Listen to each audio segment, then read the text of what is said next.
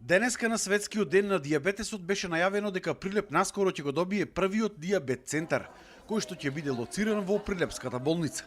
Се потпиша меморандум за соработка помеѓу болницата и Сдруженијето Сина револуција на лица со дијабетес за зголемување на оваа соработка.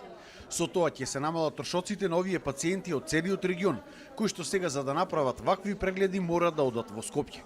Побарање на пациентите и на докторите, сакаме да ангажираме доктори, ендокринолози од клиника за ендокринологија, специализирани за дијабет, и исто така ендокринолози од клиника за педиатрија, за да пациентите не патуваат во Скопје за контролите да ги прават во Прилеп. Ова ќе биде прв ваков центар надвор од главниот град. Имало вакви центри во Битола и во Велес, но не функционирале бидејќи нема лекари.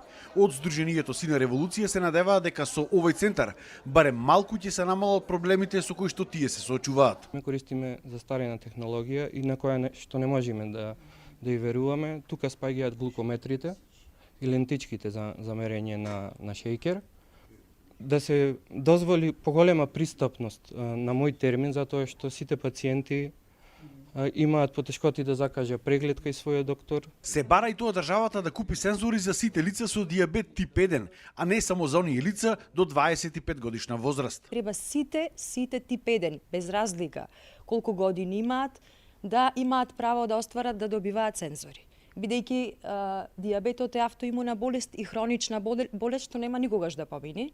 Значи, без разлика дали некој има 3, 30, 93, секогаш останува. Учениците од Средното општинско училиште Ѓорче Петров денеска во холот на болницата на сите граѓани кои што сакаат им го мереа шеќерот во крвта, со што символично се одбележа овој ден. Представници на Сдруженијето ни донира садници на зимзелени дрвца, кои што нашите ученици ќе ги засадат во дворот на училиштето. Инаку во Прилеп има 10.000 пациенти со дијабет, од кои што 3.000 се со тип 1, а од нив 100 се деца.